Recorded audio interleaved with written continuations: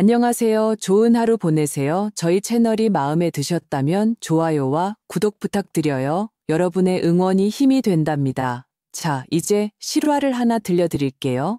제 이름은 박영희, 67살의 은퇴한 초등학교 교사입니다. 남편과 일찍 사별하고 아들 이민준을 홀로 애지중지 키워냈습니다. 아들은 제 모든 자부심이자 삶의 기쁨이었습니다. 그래서 수년간 안양의 낡은 아파트에서 혼자 살아도 주말마다 아들 내외가 손주와 함께 와서 북적이며 밥 한 끼 먹는 것만으로도 저는 더 바랄 게 없었습니다. 그날도 그런 평범한 주말이어야 했습니다. 그날 며느리 지연이가 민준이와 함께 안양집으로 저를 보러 왔습니다. 그런데 밥상에서부터 무언가 이상하다는 걸 느꼈습니다. 지연이의 얼굴이 평소보다 유난히 창백했고 밥에도 거의 손을 대지 않았습니다. 그리고는 이따금 고개를 돌려 손수건으로 입을 막고 억지로 기침을 참아냈습니다. 저는 감기라도 걸렸냐며 걱정스레 물었지만 지연이는 그저 힘없이 웃으며 요즘 너무 피곤해서 그런 것 같다고만 했습니다. 아들 민준이는 더 심했습니다. 처음부터 끝까지 미간을 찌푸린 채 마음에 큰 돌덩이라도 얹은 사람처럼 보였습니다. 제가 아들을 위해 특별히 만든 갈비찜에도 몇 점 손대지 않았죠. 식사는 무겁게 가라앉은 분위기 속에서 끝났습니다. 식사 후 제가 과일을 깎으려는데 민준이가 저를 불렀습니다. 손주 민수에게는 방에 들어가 태블릿으로 놀라고 하더군요. 그러고는 지연이와 함께 제 맞은편 소파에 무거운 표정으로 앉았습니다. 거실의 공기는 순식간에 납처럼 무거워졌습니다. 어머니, 민준이가 잠긴 목소리로 입을 열었습니다. 지연이의 눈가는 순식간에 붉어졌습니다. 그녀는 가방에서 곱게 접힌 종이 한 장을 꺼내 떨리는 손으로 제게 내밀었습니다. 제 심장이 쿵 하고 내려앉았습니다. 저는 그 종이를 받아 천천히 펼쳤습니다. 흰 종이 위에는 서울대학교 병원이라는 글자가 선명하게 인쇄되어 있었습니다. 그 아래로는 제가 이해할 수 없는 의학 용어들이 나열되어 있었지만 유독 굵게 표시된 몇 글자는 똑똑히 알아볼 수 있었습니다. 폐선암 초기, 머릿속이 윙하고 울리며 마치 큰 망치로 세게 얻어맞은 것 같았습니다. 손에 들린 진단서가 순간 천근만근처럼 무겁게 느껴졌습니다. 온 세상이 빙빙 도는 것 같았고 숨쉬기조차 어려웠습니다. 어머니, 제 안색이 변한 것을 본 민준이가 급히 일어나 저를 부축했습니다. 어쩌다 이렇게 된 거니? 저는 중얼거리며 제 눈을 믿을 수 없었습니다. 그 순간 지연이가 제 무릎에 쓰러져 통곡하기 시작했습니다. 마치 실이 끊어진 인형처럼 목 놓아 울부짖었습니다. 어머니, 저 너무 무서워요. 기침을 한참 했는데도 병원에 안 가봤더니 이제 와서 이런 병인 줄 알았어요. 의사 선생님은 빨리 치료해야 한다는데 전 아직 너무 젊잖아요. 죽고 싶지 않아요. 정말 죽고 싶지 않아요. 민준이가 그런 지연이를 힘껏 껴안았습니다. 아들의 눈시울도 붉어져 있었습니다. 어머니, 정말 어떻게 해야 할지 모르겠어요. 제가 못나서 아내에게 안정된 집 하나 마련해주지 못해서 저희 계속 월세 살았잖아요. 습하고 공기도 안 좋은 곳에서 살게 한 제 탓이에요. 제가 무능해서 지연이가 이렇게 된 거예요. 저는 그들을 일으켜 세우려 손을 뻗었지만 심장이 갈갈이 찢어지는 듯 했습니다. 제 며느리, 제 아들, 제 가족이었습니다. 치료할 방법은 있니? 의사 선생님은 뭘 하셔? 가망이 있대? 저는 울음이 터져 나오려는 것을 간신히 참으며 물었습니다. 민준이가 코를 훌쩍이며 천천히 말했습니다. 의사 선생님이 좋은 환경에서 지내야 한다고 했어요. 더 이상 그런 습한 원룸에서는 살면 안 된다고요. 그런데 저희가 무슨 돈으로 집을 구하겠어요. 전 그냥 평생 이렇게 고생하며 살아도 괜찮다고 생각했는데 이젠 아니에요. 지연이가 마지막 가는 길이라도 편안하게 햇볕 잘 드는 곳에서 지내게 해주고 싶어요. 덜 힘들게요. 아들은 눈물이 그렁그렁한 눈으로 저를 바라보았습니다. 어머니, 어릴 때부터 그러셨잖아요. 자기 집이 있어야 마음이 편안해진다고요. 지금 지연이가 아픈데 얼마나 더 살 수 있을지 모르겠어요. 아내에게 햇볕이 들고 공기 좋은 새 집을 마련해 주는 게 마지막 소원이라면 저 한 번이라도 그걸 이뤄주고 싶어요. 그 한마디가 제 심장을 후벼 팠습니다. 저는 젊은 부부를 바라보았습니다. 제 하나뿐인 아들, 그리고 이제 겨우 8살인 손주를 생각했습니다. 만약 엄마가 정말 잘못되면 이 가정은 어떻게 될까? 저는 이를 악물고 아무 말 없이 방으로 들어갔습니다. 그리고 옷장 깊숙한 곳에서 낡은 철제 상자를 꺼냈습니다. 그 안에는 3억 원짜리 정기예금 통장과 제 도장이 들어 있었습니다. 제가 평생 먹을 것 안 먹고 입을 것 안 입으며 모은 돈이었습니다. 제 노후를 책임질 마지막 보루였죠. 하지만 그 순간 저는 망설이지 않았습니다. 저는 통장과 도장을 들고 방을 나와 아들의 손에 소중히 쥐어주었습니다. 여기 3억 원이다. 내가 노후에 쓰려고 모아둔 돈이야. 저는 감정이 북받쳐 떨리는 목소리로 말했습니다. 일단 이걸로 계약금 치르고 좋은 집을 구하렴. 햇볕 잘 들고 공기 잘 통하는 곳으로. 돈은 없으면 또 벌면 되지만 사람은 한 번 가면 그걸로 끝이다. 어머니, 민준이와 지연이가 동시에 저를 불렀습니다. 지연이는 민준이의 품에서 벗어나 눈물 가득한 눈으로 저를 보며 무릎을 꿇으려 했습니다. 저는 황급히 그녀를 부축해 일으켰습니다. 바보 같은 소리 마라. 어머니한테 뭘 그렇게 어려워하니. 저는 지연이의 손을 다독이며 애써 눈물을 참고 미소를 지었습니다. 병부터 잘 고치는 게 제일 중요해. 다른 건 걱정하지 마라. 그날 다시 희망을 찾고 감사하다며 떠나는 아들 내외의 뒷모습을 보며 저는 노후 자금이 사라진 것에 가슴이 아팠지만 한편으로는 전에 없던 위안을 느꼈습니다. 그 순간 저는 제가 세상에서 가장 위대한 일을 했다고 생각했습니다. 3억 원으로 가정을 지켰다고 뿔뿔이 흩어질 뻔한 가족을 다시 하나로 모았다고 말입니다. 그 후 며칠간 저는 마치 큰 폭풍을 겪은 사람처럼 지냈습니다. 겉으로는 평온했지만 속은 온통 뒤집혀 있었죠. 3억 원 통장을 내어준 날 밤 저는 뜬 눈으로 밤을 새웠습니다. 적은 돈이 아니었습니다. 수십 년간 함부로 쓰지 못했던 제 피 같은 돈이었으니까요. 하지만 늙으면 마음 편한 게 최고 아니겠습니까? 이 돈은 사람 목숨을 구하는 데 쓰는 거야. 가치 있는 일이야. 아주 가치 있는 일이라고. 저는 스스로를 다독였습니다. 다음 날 아침 민준이와 지연이가 다시 집으로 찾아왔습니다. 컴퓨터와 부동산에서 받아온 자료들, 그리고 집 사진들을 한가득 들고서요. 어머니, 이거 보세요. 동탄에 있는 아파트인데 방 3개에 화장실 2개, 엘리베이터도 있고 바로 밑에 공원도 있어요.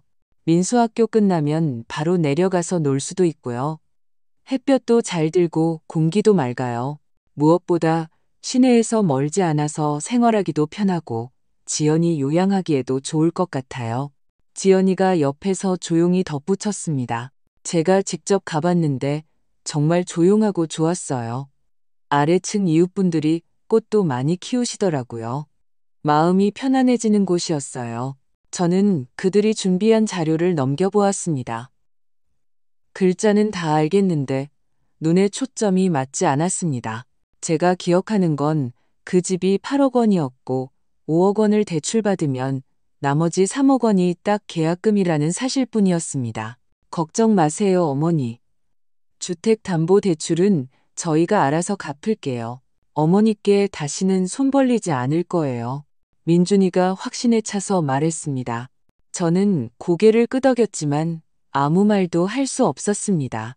이후 그들은 은행에 대출 서류를 처리하러 가야 한다며 제 통장과 도장을 그대로 가져갔습니다. 그날 문을 나서며 민준이가 뒤돌아 제게 말했습니다. 어머니, 걱정 마세요. 인테리어 끝나면 제일 먼저 어머니 모시고 올게요.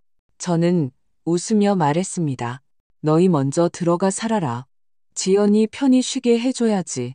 나는 이 낡은 아파트가 편해. 신경 쓰지 마. 아들은 더는 아무 말도 하지 않고 고개를 끄덕였습니다. 며칠 후 은행에서 대출이 실행되었고 집은 순조롭게 계약되었습니다. 그들은 드디어 내 집을 가진 사람들이 되었습니다. 그날 오후 저는 혼자 거실에 앉아 베란다에 널린 이불이 바람에 흔들리는 것을 멍하니 바라보았습니다. 마음 한구석이 텅 비어버린 듯 했습니다. 슬픔이 아니었습니다. 마치 딸을 시집 보낸 후에 허전함 같은 것이었죠. 저는 제가 세상에서 가장 현명한 어머니라고 생각했습니다. 제가 그저 막 사기당한 바보라는 사실은 꿈에도 모른 채 말입니다. 하지만 그때 저는 아무것도 몰랐습니다. 그저 아들 내외를 위해 기뻐하며 새 커튼천을 골라주고 새 집에는 새 그릇을 써야 복이 온다며 제 돈으로 그릇 세트와 새 밥솥까지 사주었습니다. 이사하는 날 저도 따라 나섰습니다. 민준이가 저와 민수를 차에 태웠고 트렁크는 냄비와 그릇들로 가득 차 있었습니다. 차 안에서 민수는 우리도 이제 우리 집이 생겼다 라며 신나게 소리쳤습니다. 그 목소리를 들으니 제 눈시울이 뜨거워졌습니다. 동탄의 새 집에 도착하니 집은 과연 새 것처럼 밝고 아직은 휑했습니다. 지연이가 제 손을 끌고 안방으로 가 창밖 풍경을 보여주었습니다. 어머니, 보세요. 여기서 매일 해지는 걸 볼 수 있어요. 정말 아름다워요. 저는 고개를 끄덕이며 말했습니다. 터가 좋구나. 사람도 편안하게 살 수 있겠어. 그녀는 등을 돌린 채 말했습니다. 정말 감사해요, 어머니.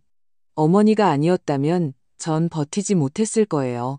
저는 오랜만에 보는 그녀의 밝은 미소를 보며 그 3억 원이 아깝지 않다고 생각했습니다. 병마에 시달리던 사람이 삶의 희망을 되찾게 할 수 있다면 그 어떤 돈으로도 바꿀 수 없는 일이니까요. 새 집으로 이사한 첫 주, 동탄의 날씨는 보기 드물게 맑았습니다. 공기 중에는 옅은 풀내음이 섞여 있었습니다. 저는 이틀에 한 번씩 가서 청소와 정리를 돕고 지연이 곁에 더 있어 주려 했습니다. 그녀는 안색이 훨씬 좋아 보였습니다. 이사 온 날보다도 더 활기차 보였죠. 저는 역시 새 집의 기운이 좋아서 그런가. 사람이 생기가 도네라고 농담을 건넸습니다. 그녀는 웃으며 아무 말 없이 그저 고개를 숙여 차를 우리고 금빛 찻주전자를 깨끗이 닦을 뿐이었습니다. 그때 저는 정말로 안심했습니다. 하늘이 도우셔서 며느리가 목숨을 건졌고 아들은 드디어 자기 집을 가졌으며 손주는 안정된 환경에서 자랄 수 있게 되었다고 생각했습니다.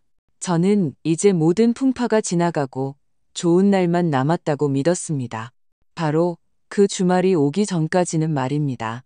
그날도 저는 평소처럼 직접 끓인 대추차를 들고 아들네 집을 찾았습니다. 민수는 거실 카펫에 엎드려 숙제를 하고 있었고 민준이는 주방에서 과일을 깎고 있었습니다. 지연이는 소파에 기대 스마트폰을 보고 있었는데 그 표정에는 뭐라 설명할 수 없는 여유로움이 떠올라 있었습니다. 몇 주 전 절망에 빠져 통곡하던 모습과는 완전히 다른 사람이었습니다. 마음속에 미묘한 움직임이 일었습니다. 제가 막 입을 열려던 참에 지연이가 갑자기 기쁜 목소리로 말했습니다. 어머니 드릴 좋은 소식이 있어요. 저는 셔츠를 내려놓으며 물었습니다. 무슨 좋은 소리니? 그녀는 저를 보며 눈이 휘어지도록 웃었습니다. 병원에 다시 다녀왔는데 의사 선생님이 지난번 진단은 오진이었다고 하세요. 그냥 폐렴이었대요. 암이 아니고요.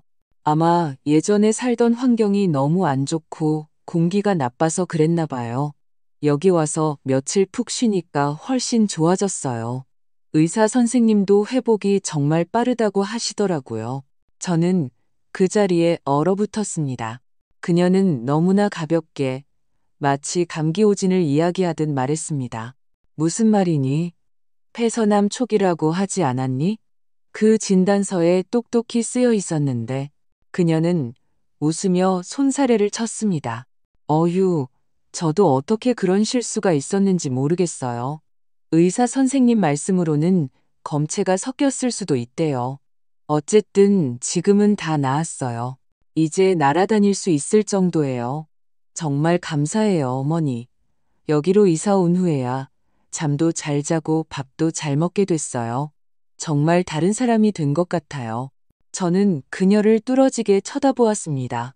그녀의 눈에 담긴 미소는 너무나 진실해서 오히려 제가 부끄러워질 정도였습니다. 저는 갑자기 스스로를 의심하기 시작했습니다. 내가 너무 예민한 걸까? 의심하기보다는 그녀를 위해 기뻐해야 하는 게 아닐까? 하지만 귓가에서 한 목소리가 속삭였습니다. 너무 공교롭잖아. 안 그래? 저는 그 목소리를 억누르고 그들과 함께 웃으며 차를 마시고 과일을 먹었습니다.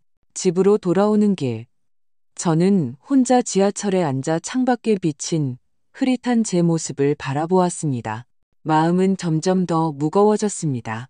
그 감정은 이상했습니다. 분노도 슬픔도 아니었습니다. 믿을 수 없다는 느낌이었습니다. 저는 제 가족이 목숨을 가지고 이런 장난을 칠 거라고는 감히 상상할 수 없었습니다. 하지만 어쩌면 정말 제가 너무 많이 생각하는 것일지도 모릅니다. 저는 그렇게 스스로를 위로했지만 그 위로는 제 자신조차 설득하지 못했습니다. 그날 이후 저는 목에 걸린 가시를 삼킨 사람처럼 지냈습니다. 삼킬 수도 뱉을 수도 없었습니다. 지연이의 완치는 너무나 빠르고 가벼웠습니다. 폐암 진단서 한 장이 아니면 아니라고 끝날 문제일까요? 의사가 그렇게 허술할 리가 있을까요? 그녀는 너무나 진실하게 울었고 민준이의 연기 또한 너무나 실감났습니다. 저는 그가 그녀를 끌어안고 통곡하는 모습을 제 눈으로 똑똑히 보았습니다. 그게 가짜일 리가 없잖아요. 하지만 제 마음속에 심어진 의심의 씨앗은 이미 싹을 틔우고 있었습니다. 저는 예전에는 신경 쓰지 않았던 사소한 것들에 주목하기 시작했습니다. 어느 날 오후 민수가 방에서 숙제를 하고 있었고 저는 주방에서 차를 타고 있었습니다. 우연히 지연이가 현관에서 흰색 쇼핑백을 들고 들어오는 것을 보았습니다. 그녀는 콧노래를 흥얼거리며 가방에서 새 핸드백을 꺼냈습니다. 제가 평생 사볼 엄두도 못 낼 명품 브랜드였습니다. 금색 버클이 눈부시게 빛났습니다. 저는 놀라움을 억누르고 아무렇지 않은 척 물었습니다. 그 가방 꽤 비싸 보이는데? 지연이는 어깨를 으쓱하며 입꼬리를 올렸습니다. 아, 이거요? 친구가 준 거예요. 자기는 안 쓴다고 저한테 그냥 줬어요. 저는 미소 지으며 고개를 끄덕였지만 더는 묻지 않았습니다. 하지만 마음 한구석이 덜컥했습니다. 폐암에서 막 완치된 사람에게 친구가 명품 가방을 선물한다고요? 타이밍이 기가 막히게 절묘했습니다. 며칠 후 또 다른 일이 제 마음속 의심을 걷잡을 수 없이 키웠습니다. 그날 집에 돌아가다가 제가 깜빡하고 휴대전화를 아들네 집 소파에 두고 온 것을 알았습니다. 다시 가지러 돌아갔을 때 문 앞에 막 도착했는데 안에서 지연이가 통화하는 소리가 들렸습니다. 그녀는 몸을 뒤로 젖히며 웃고 있었는데 그 목소리는 최근에 큰 병을 앓았다고 오진받은 사람의 것이라고는 믿기지 않을 만큼 경쾌했습니다. 제가 초인종을 누르려던 순간 안에서 들려온 한마디가 저를 그 자리에 얼어붙게 만들었습니다. 그녀는 이렇게 말했습니다. 어휴, 당연히 해결했지. 다 내 머리 덕분 아니겠어? 우리 집 그 답답이만 믿었으면 평생 집도 못 샀을걸. 맞다, 맞다. 내 연기 어땠어? 시어머니까지 펑펑 우시더라니까. 제 손은 초인종 위에서 멈췄습니다. 저는 누르지 않았습니다. 저는 몸을 돌려 계단으로 향했습니다. 두 다리의 나비라도 채운 듯 무거웠습니다. 집에 돌아온 저는 그 말을 머릿속에서 수없이 되감았습니다. 혹시라도 있을 오해의 소지를 찾아내려 애썼습니다. 어쩌면 다른 사람 이야기를 하는 걸지도 모른다. 어쩌면 그냥 농담일지도 모른다. 하지만 제가 아무리 스스로를 속이려 해도 마음속에서는 이미 답이 정해져 있었습니다. 저는 그녀를 떠보기로 결심했습니다.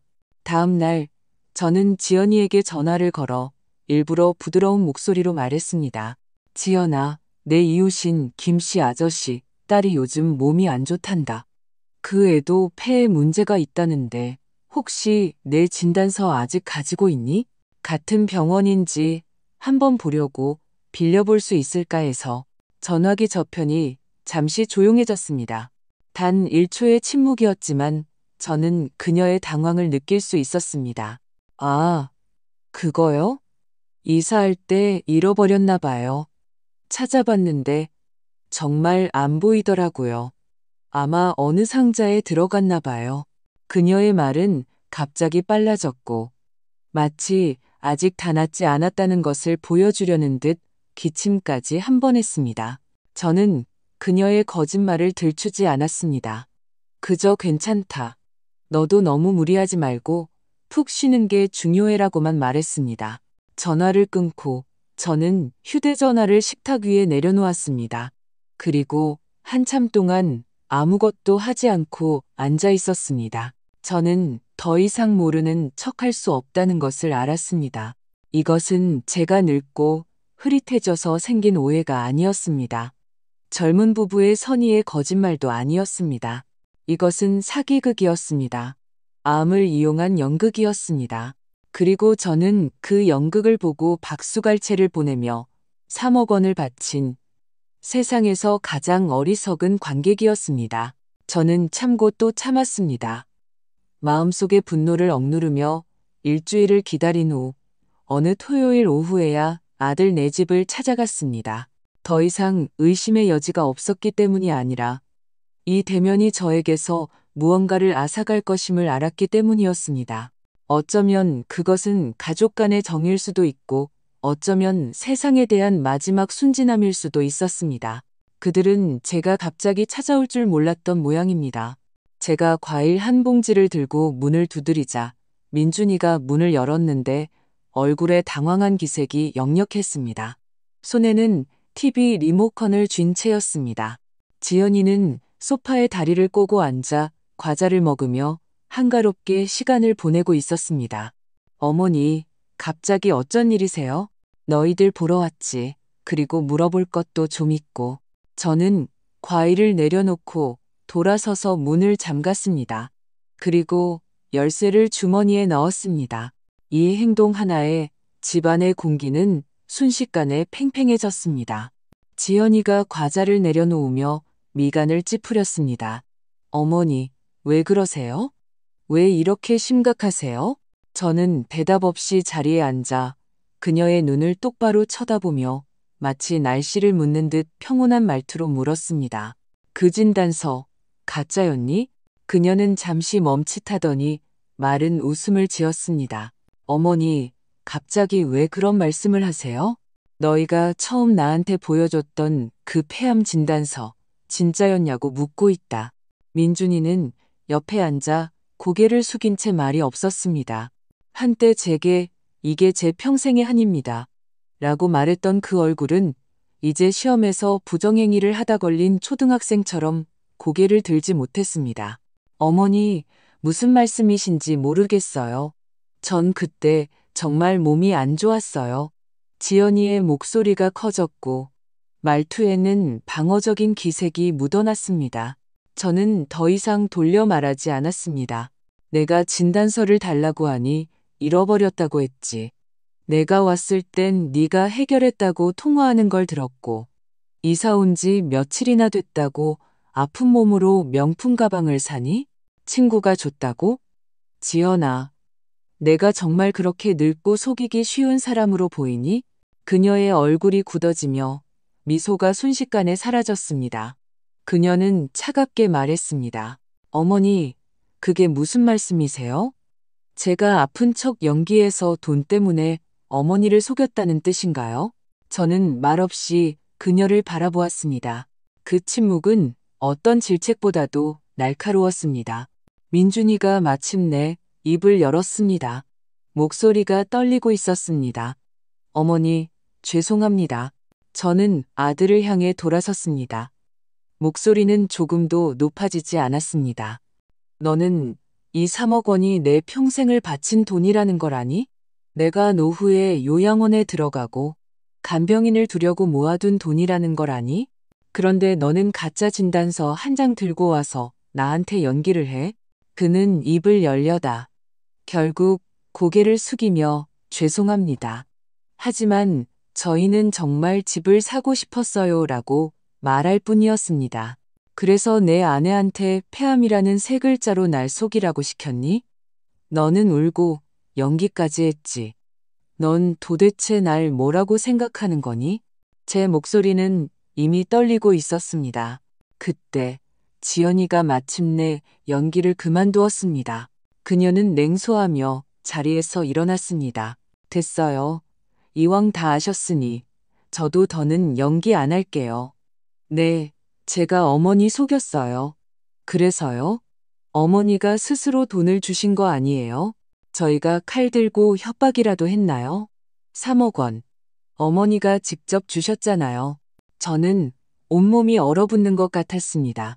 그녀가 어떻게 저런 말을 할 수 있을까요? 그리고 그 돈, 어차피 저희 돈이 될 거였잖아요. 어머니 재산은 결국 민준이한테 가는 거 아니에요? 저희는 그냥 좀 더 일찍 받아서 편하게 살려고 한 것뿐인데 뭘 그렇게 쪼잔하게 구세요? 그녀는 이 말을 할 때 허리에 손을 얹고 눈을 크게 뜨고 있었습니다. 마치 자신이 억울하다는 듯이요. 저는 민준이를 쳐다보았습니다. 저는 그의 얼굴에서 단 한 조각이라도 아주 작은 반박이라도 찾아보려 했습니다. 그는 고개를 숙인 채 마치 몸이 오그라든 사람처럼 작은 목소리로 말할 뿐이었습니다. 어머니, 화 푸세요. 저희는 정말 집을 사고 싶었을 뿐이에요. 저는 몸이 휘청하며 간신히 서 있었습니다. 화가 난 게 아니야. 저는 이를 악물고 말했습니다. 나는 마음이 시리다. 내가 너를 혼자 키우면서 네가 공부하고 결혼하는 걸 다 지켜봤는데 너는 집 한 채 때문에 네 아내를 시켜 내가 암에 걸렸다고 속이고 거기에 맞춰 연기까지 해. 너 지금 빨개진 눈으로 목이 메는 척 우는 연기 또 할 수 있니? 그때 그냥 배우나 할 걸 그랬구나. 어쩌면 백상예술대상이라도 탔을지 모르는데 제 말이 끝나자 집안은 쥐 죽은 듯 조용해졌습니다. 민준이가 작은 목소리로 말했습니다. 어머니, 저희가 잘못한 거 알아요. 하지만 이미 이렇게 된 거 어떻게 해야 저희를 용서해 주시겠어요? 저는 그를 보며 아무 말도 할 수 없었습니다. 제 아들, 제 평생의 자랑이었던 아들이 지금은 완전히 낯선 사람처럼 보였습니다. 저는 제가 완전히 졌다고 느꼈습니다. 돈을 잃은 것이 아니었습니다. 믿음이라는 것을 송두리째 잃어버렸습니다. 제가 어떻게 그 집을 나왔는지 기억나지 않습니다. 쾅하고 문이 닫히는 순간에도 제 손은 떨리고 있었습니다. 발밑은 구름 위를 걷는 듯 한 걸음 한 걸음이 위태로웠습니다. 제가 벽돌 한 장, 기와장 한 장을 마련해준 그 집이 이제는 저를 모욕하는 증거가 되었습니다. 엘리베이터에서 내렸을 때 저는 로비에서 한참을 헤맨 후에야 출구를 찾을 수 있었습니다. 마치 길 잃은 노인처럼요. 햇살은 눈부시게 밝았지만 저는 조금도 따뜻함을 느끼지 못했습니다. 울음조차 나오지 않았습니다. 가슴 속에 꽉 막힌 무언가가 마치 돌덩이가 걸린 것처럼 뱉어낼 수도 삼킬 수도 없었습니다. 안양의 낡은 아파트로 돌아와 저는 문을 걸어 잠갔습니다. 모든 커튼을 치고 전화선을 뽑고 휴대전화도 꺼버렸습니다.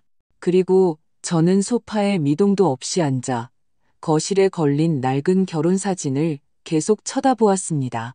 사진 속에 저는 젊고 미래를 믿으며 환하게 웃고 있었습니다. 저는 오랫동안 앉아 있었습니다. 어두워지고 나서야 불도 켜지 않았다는 것을 알았습니다. 민준이에게서는 전화도 문자도 오지 않았습니다. 그는 제가 냉전을 견디지 못한다는 것을 잘 알았습니다. 어릴 때부터 그는 제 그 약점을 파고들었습니다. 싸우고 나서 말을 하지 않으면 제가 항상 먼저 마음이 약해졌으니까요. 하지만 이번만큼은 더 이상 받아주고 싶지 않았습니다. 저는 세상이 아무리 나빠도 가족만큼은 예외라고 생각했습니다. 이제야 알았습니다. 예외는 없다는 것을요. 다음 날 아침 휴대전화를 켜자 메시지가 연달아 도착했습니다. 민준, 어머니, 어젯밤엔 제가 너무 충동적이었어요. 죄송해요. 마음에 담아두지 마세요. 지현, 어머니, 제가 말이 좀 험했던 건 사실이지만 저희를 사기꾼이라고 하시는 건 너무 심하잖아요. 몇 시간 후, 민준, 어머니, 저희는 정말 집 하나 갖고 싶었을 뿐이에요. 저희가 잘 사는 줄 아세요? 매일 대출금 갚고 애 키우고 일해야 해요. 연금 받으시면서 편안한 집에서 자유롭게 사시는 어머니 같지 않아요. 저는 한 통도 답장하지 않았습니다.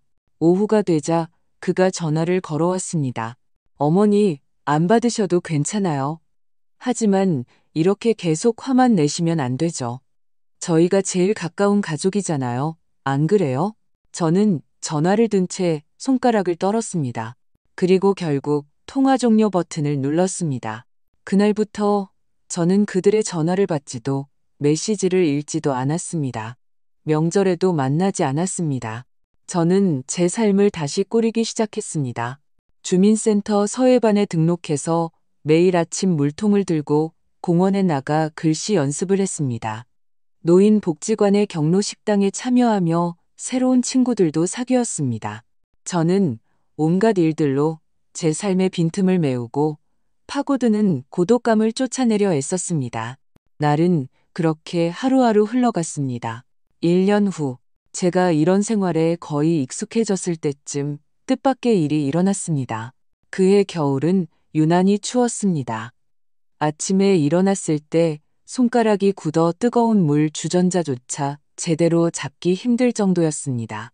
창문에는 얇은 성에가 끼었고 베란다 화분들은 모두 잎이 축 늘어져 있었습니다. 저는 담요를 두르고 거실에 앉아 아침 뉴스를 보며 동네 방송에서 나오는 낡은 공지사항을 듣고 있었습니다. 마음은 텅 비어 있었죠. 민준이의 목소리를 듣지 못한 지 얼마나 됐는지 기억도 나지 않았습니다.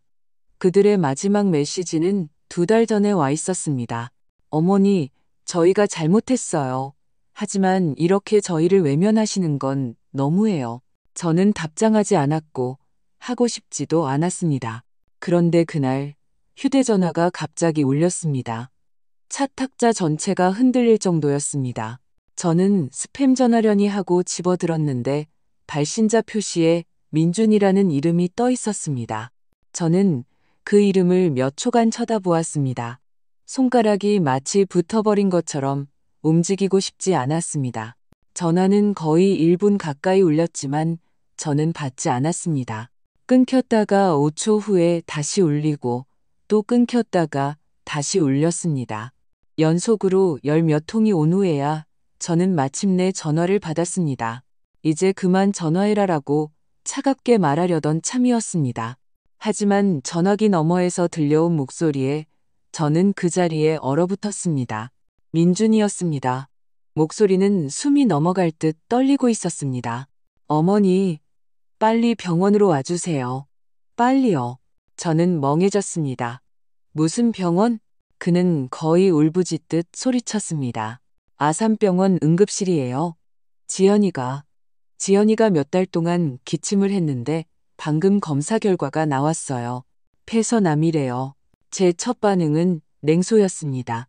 이민준. 제 목소리는 얼음장처럼 차가웠습니다. 똑같은 수법을 2번이나 쓰려는 거니? 내가 또 속을 것 같아? 아니에요, 어머니. 이번엔 진짜예요. 그는 절망의 찬 목소리로 전화기 너머에서 울부짖었습니다. 목소리가 갈라져 있었습니다. 거짓말 아니에요. 진짜예요. 몇 달 동안 피를 토했어요. 저희는 계속 기관지염인 줄 알았는데 오늘 검사 결과가 나왔어요. 폐선암 초기래요. 의사 선생님이 우리 새집 인테리어 할 때 나온 포르말데이드 초과 때문일 수도 있대요. 저는 아무 말도 하지 못했습니다. 휴대전화를 떨어뜨릴 뻔했습니다. 저는 그 자리에 서서 마치 온 세상이 멈춘 것 같았습니다. 오직 그의 목소리만이 제 귓가에서 반복해서 울렸습니다. 진짜예요. 이번엔 진짜라고요. 저는 전화를 끊지 않고 조용히 내려놓았습니다. 그리고 의자에 앉아 벽에 걸린 시계를 멍하니 쳐다보았습니다. 그들이 한때 저를 속이는데 사용했던 그 병이 이제는 더 현실적이고 더 잔인하며 더 비참한 방식으로 그들에게 닥쳐왔습니다. 제 피땀 어린 돈으로 마련한 그들이 그토록 꿈꾸던 그 집이 이 재앙을 키운 온상이 되었다는 말입니까? 이게 대체 무엇일까요? 인과응보일까요? 몇 분 후 저는 자리에서 일어나 가장 두꺼운 스웨터와 외투를 챙겨 입었습니다. 버스를 3번 갈아타고 2시간을 달려 마침내 병원에 도착했습니다. 응급실 아픈 사람들로 붐볐습니다. 한 간호사가 휠체어를 밀고 제 앞을 지나갔고 그 안에는 한 할머니가 누워 있었습니다. 저는 그들을 볼 겨를도 없이 복도 끝에서 익숙한 뒷모습을 발견했습니다. 벽에 기댄 채 웅크리고 앉아있는 민준이었습니다. 그가 고개를 들자 눈가는 새빨갛게 충혈되어 있었고 얼굴에는 불안과 피로가 가득했습니다. 그는 저를 보자 놀라움과 후회가 뒤섞인 표정을 지었습니다. 마치 잘못을 저지른 아이처럼요. 어머니, 오셨어요. 그는 달려와 제 팔을 붙잡았습니다. 저는 아무 말 없이 낮은 목소리로 물었습니다. 어디 있니? 3층 중환자실 밖에요. 방금 기관지 내시경 검사를 마쳤어요. 곧 결과가 나올 거예요. 의사 선생님은 촉이라고는 하는데 더는 미룰 수 없대요. 우리는 말없이 엘리베이터를 타고 3층으로 올라갔습니다. 복도의 조명은 눈이 시리게 하였고 의자에는 기다리는 사람들로 가득했습니다. 우리는 구석에 앉았습니다. 아무도 말을 하지 않았습니다. 한참 후에 그가 입을 열었습니다. 어머니, 안 믿으실 거 알아요. 또 사기극이라고 생각하시겠죠. 하지만 맹세해요. 차라리 제가 벼락을 맞을지언정 이번엔 거짓말이 아니에요. 저는 고개를 돌려 그를 보았습니다. 눈앞에 이 중년 남자의 얼굴에는 당황과 후회가 가득했습니다. 두 손은 하얗게 질릴 정도로 꽉 쥐고 있었습니다. 한때 그냥 좀 일찍 당겨 쓴 것뿐이라며 당당했던 모습은 온데간데 없었습니다. 얼마나 기침을 했니? 제가 묻자 그는 고개를 숙였습니다. 2~3달 정도요. 처음에는 병원에 안 가려고 했어요. 그냥 기관지가 안 좋아서 그런 거라고만 했죠. 그러다 지난주에 피를 토해서 억지로 끌고 왔어요. 의사 선생님이 새집에 포르말데이드나 휘발성 유기화합물과 관련이 있을 수 있다고 하셨어요. 인테리어가 너무 새 것이었고 지연이가 밤마다 제습기를 켜고 창문도 닫고 잤거든요. 제 눈앞에 지연이가 창밖에 노을을 자랑하던 행복한 미소가 스쳐 지나갔습니다. 심장이 바늘에 찔린 듯 아팠습니다. 어머니, 저희가 정말 잘못했어요. 하늘이 저희를 벌 주는 걸까요? 민준이가 물었습니다. 예전에 저희가 지연이가 암에 걸렸다고 연기했더니 이제 정말로 암에 걸렸어요. 벌을 받는 거예요. 저는 대답하지 않았습니다. 그저 운명이라는 것은 말이 없지만 결코 늦는 법도 없다는 것을 느낄 뿐이었습니다. 지연이의 얼굴은 종이처럼 하얗게 질려 있었습니다. 병실 커튼은 반쯤 쳐져 있었고 햇살이 비스듬히 들어와 링거를 꽂은 그녀의 손등에 떨어졌습니다. 뼈만 앙상하게 남아 있었습니다. 저는 침대 발치에 서서 그녀가 천천히 눈을 뜨고 고개를 돌리는 것을 보았습니다. 그리고 저를 발견했습니다. 그녀의 눈빛은 처음에는 놀라는 듯 하더니 이내 붉어지며 눈물이 구슬처럼 뚝뚝 떨어졌습니다. 어머니, 그래도 와주셨네요. 그녀는 몸을 일으키려 애썼지만 조금 움직이자마자 입꼬리를 실룩이며 고통스러워했습니다. 저는 다가가 이불을 조심스럽게 덮어주었습니다. 누워 있어라. 움직이지 마. 몸이 너무 약해졌어. 그녀는 입술을 꽉 깨물었습니다. 이불 속에 손가락이 미세하게 떨리고 있었습니다. 마치 오랫동안 쌓아둔 말이 있는데 첫마디를 어떻게 꺼내야 할지 모르는 것 같았습니다.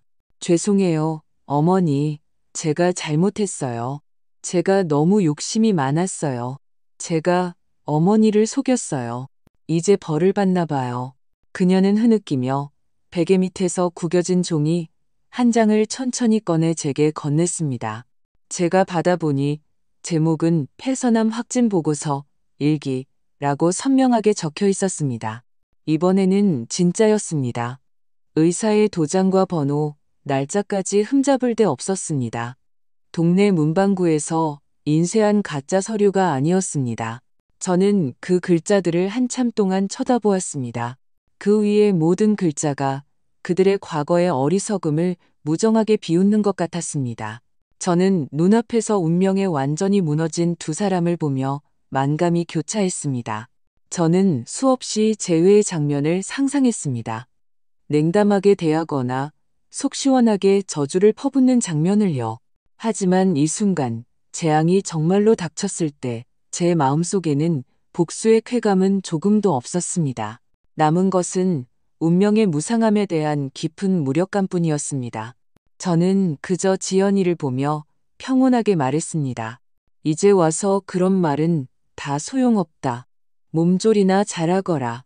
저는 용서한다는 말도 원망한다는 말도 하지 않았습니다. 왜냐하면 이 순간부터 운명은 자신만의 방식으로 새로운 심판을 시작했다는 것을 알았기 때문입니다. 그리고 우리 모두는 그 안에 속해 있으며 어디로도 도망칠 수 없다는 것을요.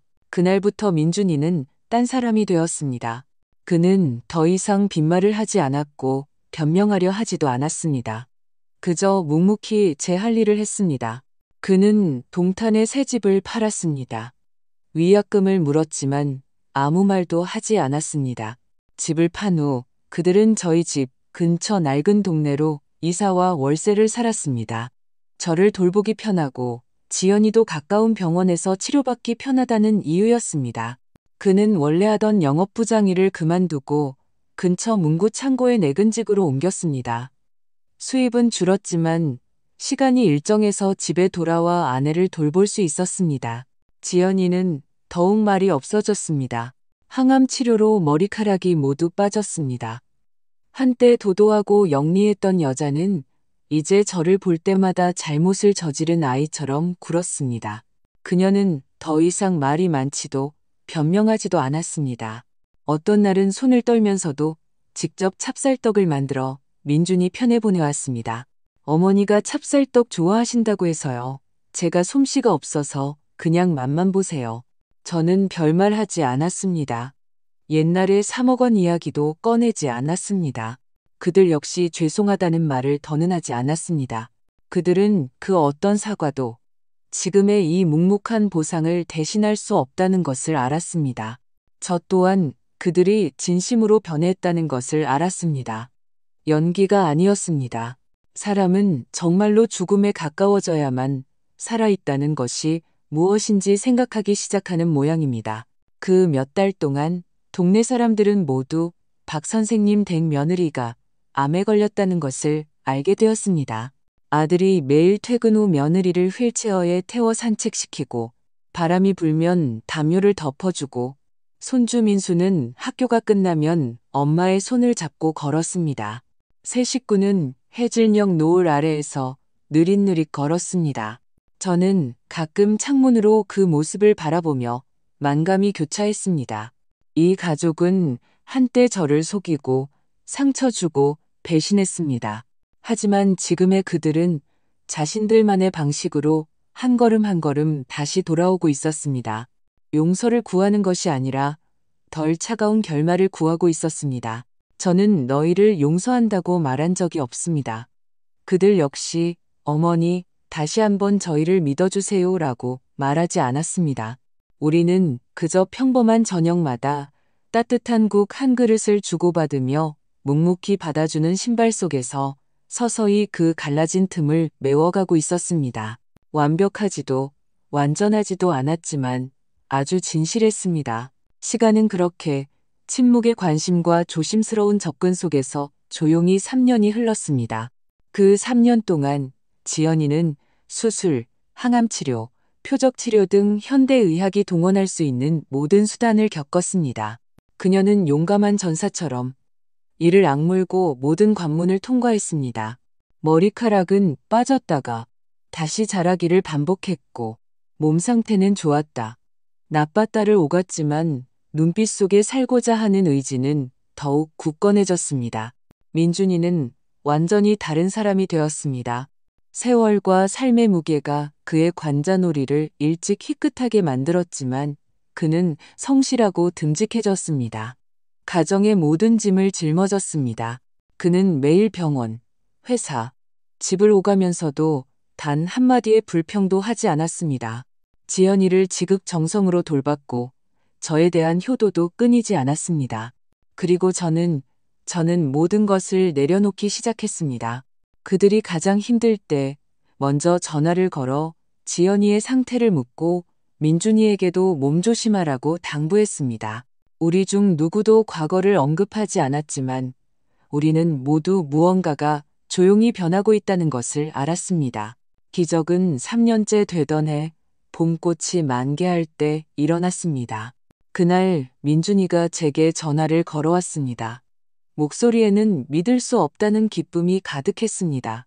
어머니, 지연이 정기검진 결과가 나왔어요. 의사 선생님이 몸에서 암세포가 더 이상 검출되지 않는데요. 저는 그때 베란다에서 화초에 물을 주고 있었는데 그 말을 듣고 물 뿌리개를 손에서 놓칠 뻔했습니다. 뭐라고? 회복이 아주 좋아서 의학적인 기적이라고 하세요. 앞으로 정기적으로 추적 검사만 잘 받고 좋은 생활 습관만 유지하면 정상인과 똑같대요. 민준이는 전화기 너머에서 기쁨의 눈물을 흘렸습니다. 그 순간 제 머릿속에는 3년 전 지연이가 환한 얼굴로 제게 오진을 선포하던 장면이 선명하게 떠올랐습니다. 똑같은 좋은 소식, 똑같은 기적. 하나는 치밀하게 계획된 거짓말이었고 다른 하나는 온갖 고난을 겪은 후 하늘이 내려준 가장 진실한 은총이었습니다. 또다시 햇살이 눈부신 어느 오후 저희 집 아래 동네 공원에서 저와 민준이, 지연이, 그리고 이제 제법 소년티가 나는 민수까지 우리 가족은 오랜만에 함께 모였습니다. 민수가 키도 훌쩍 크고 목소리도 씩씩해졌습니다. 할머니, 저 오늘 100점 맞았어요. 저는 웃으며 아이의 머리를 쓰다듬었습니다. 대단하구나. 무슨 과목? 수학이요. 아빠가 피자 사주신대요. 할머니도 같이 가실래요? 나는 됐다. 너희끼리 먹어라. 너무 기름진 거 많이 먹지 말고 제가 한 조각 남겨서 가져다 드릴게요. 민수는 그 말을 남기고 미끄럼틀을 향해 달려갔습니다. 웃음소리가 공기를 가로질러 바람처럼 잔디밭 위에 흩뿌려졌습니다. 민준이가 제 옆에 앉아 과일 봉지를 내려놓았습니다. 우리는 아무 말도 하지 않았습니다. 지연이의 머리카락은 제법 길어져 있었고 아직 숱이 졌긴 했지만 얼굴은 혈색이 돌고 건강해 보였습니다.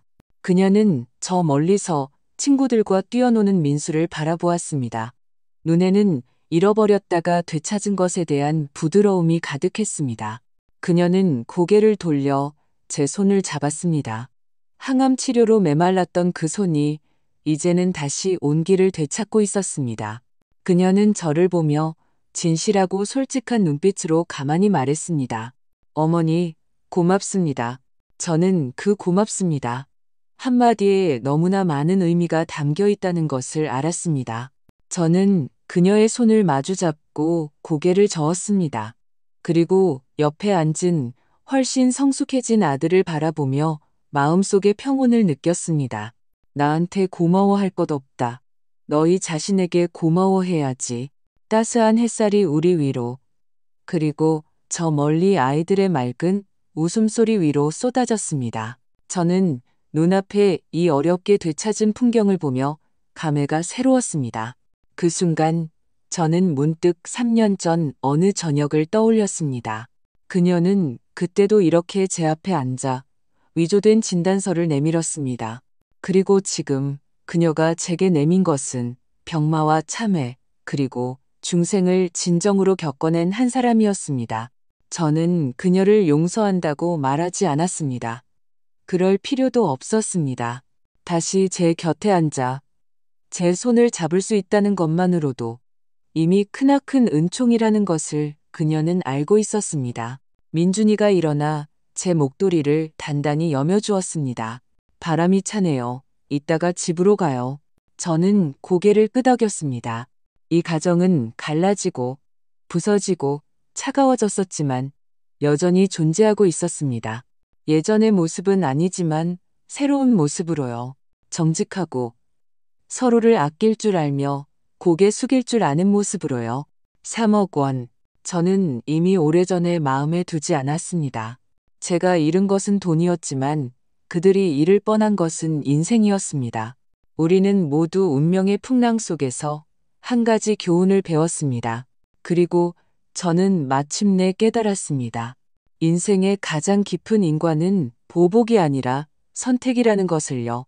당신이 거짓말을 선택하면 거짓말은 당신을 따라와 당신을 넘어뜨립니다.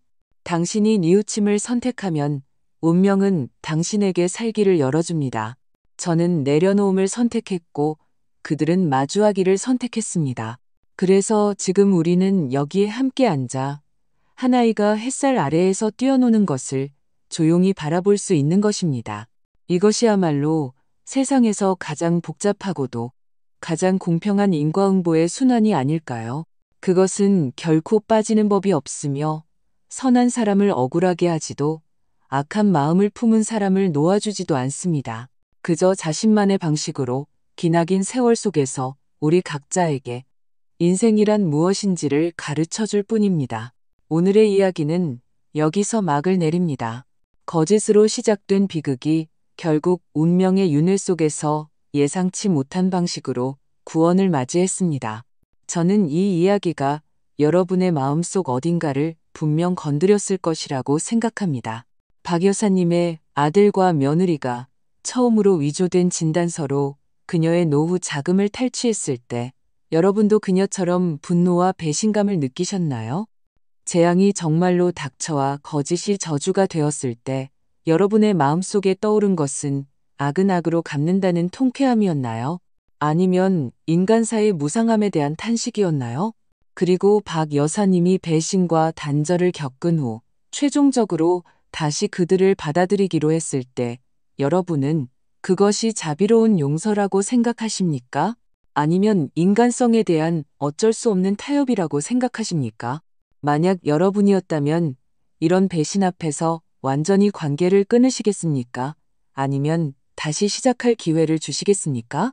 인간 세상의 인과, 가족 간의 애증은 결코 간단한 맞고 틀린 문제가 아닙니다.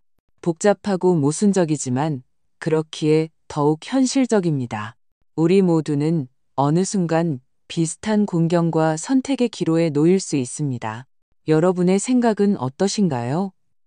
여러분의 주변에도 비슷한 이야기가 있었나요? 아래 댓글창에 여러분의 생각을 남겨주시기를 진심으로 부탁드립니다. 비판이든 감상이든 공유든 혹은 이야기 속 인물에 대한 평가든 저희는 여러분의 고견을 기다리겠습니다. 한 사람 한 사람의 관점이 이 복잡한 세상을 향한 깊이 있는 해석이 되기 때문입니다. 오늘 이야기가 마음에 드셨고 생각할 거리를 안겨주었다면 구독 버튼을 누르시고 알림 설정을 켜는 것을 잊지 마십시오. 그러면 앞으로 저희가 나누는 이야기들을 놓치지 않으실 수 있습니다. 또한 이 이야기를 더 많은 친구들과 공유하여 인간성의 가장 깊고 진실한 부분을 함께 탐구할 수 있도록 해주십시오. 댓글창에서 여러분과 만나뵙기를 기대하겠습니다.